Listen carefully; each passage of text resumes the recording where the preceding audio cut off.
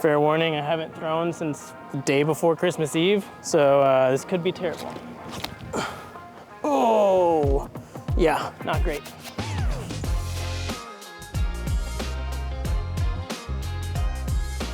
So when we start getting into this game of disc golf, we all go through just similar phases.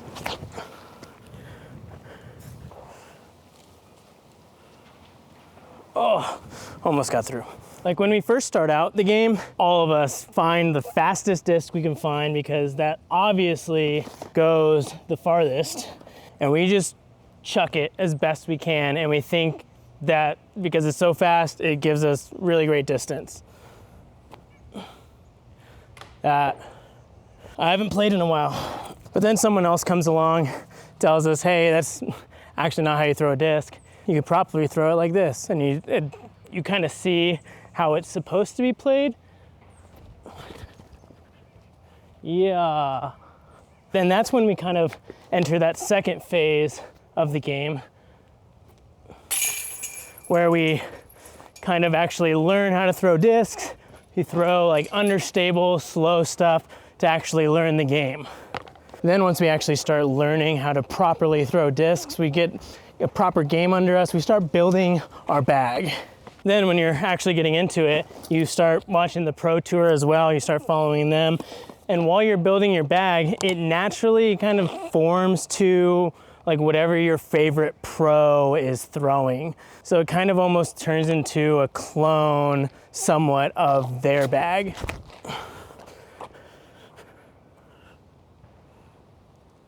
Pretty decent. Now there's nothing wrong with modeling your bag after a pro. Every one of us has done it. But therein lies a problem with that kind of like strategy to building your bag, is that you're missing out on possibly really good molds for you. And there's two reasons that that's the case. And the first one's like an obvious one. I'm going after blue. Oh yeah, let's go, baby. And that is the pros, they throw farther than you. And because they throw farther than you, discs fly differently. It's kind of obvious, but if you throw exactly what the pros throw, it's not gonna fly for you like it does for them, unless you're like top 5% in this sport, maybe less than you can throw as far as pros, but they're not gonna fly the same.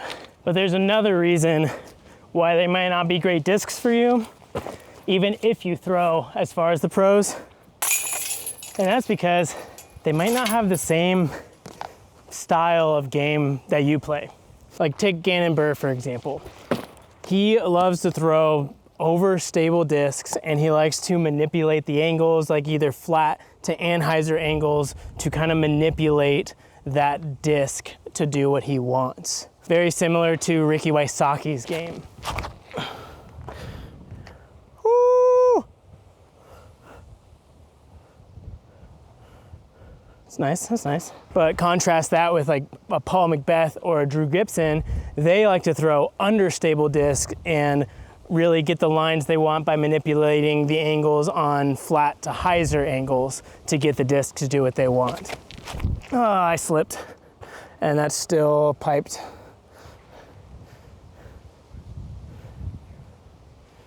So with both of those two, they both throw the same amount of distance, and even if they threw the same company, they would have completely different bags because they have completely different styles of game. I'm letting these guys play through, but even if you can throw like a similar distance to those pros, if they have a different style of game than you, then different discs might be better suited for you. So because of those two reasons, like modeling your bag after a pro might, like, you might be missing out on some incredible molds that might be better suited for your game.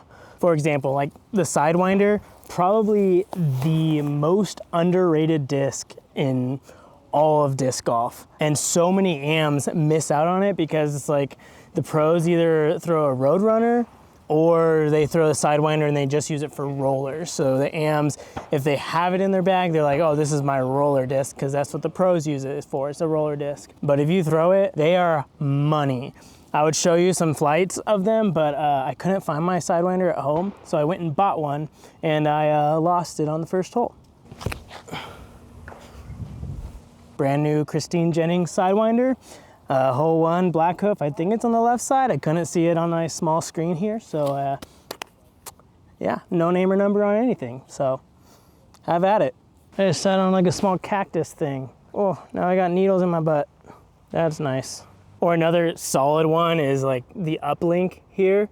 These thing is like super flippy, so I don't think a ton of like MVP pros are throwing it. If they do, it's very utility. But for most AMs, this is a very nice like turnover, understable, even like approach shots that are a little too far that you feel comfortable with, like pumping a putter.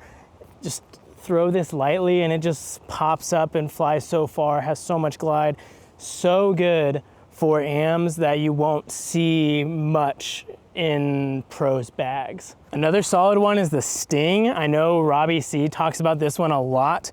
I had never even heard of the Sting until Robbie C talked about it, so I know that not many pros throw this. Another solid, slow fairway, understable, very workable for shots like this that hopefully I don't screw up. Oh, it's way more understable than I thought. And there's a headwind, so that wasn't great. Let me try this one.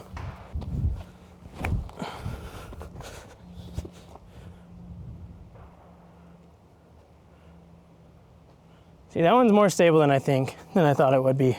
Sorry, Robbie, didn't do your Sting justice. Let's see if I can get this with the new prototype Spore. Get under there. Thank you. That'll do.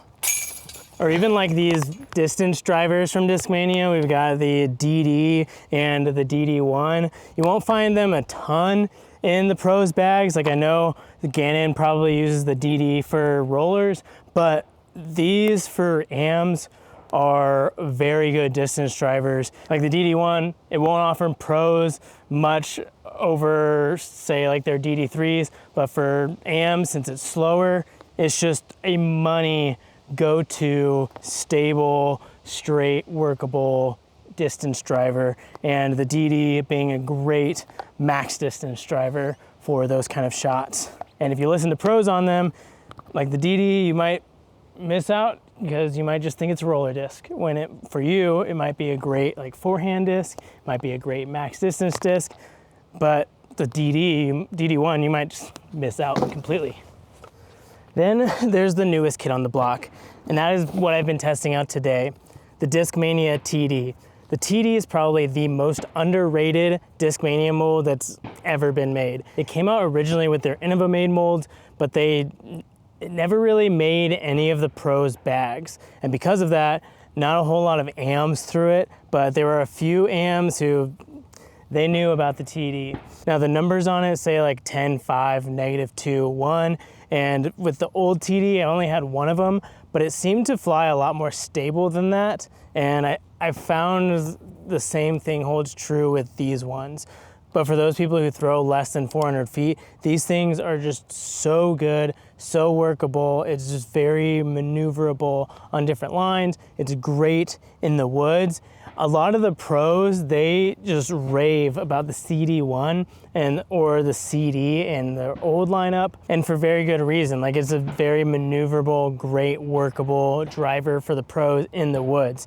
But for AMs, it's actually pretty stable. But the TD here, although the pros might not have it a lot in their bag, this is basically what the CD1 is for pros, the TD is for AMs who could throw like 400 or less.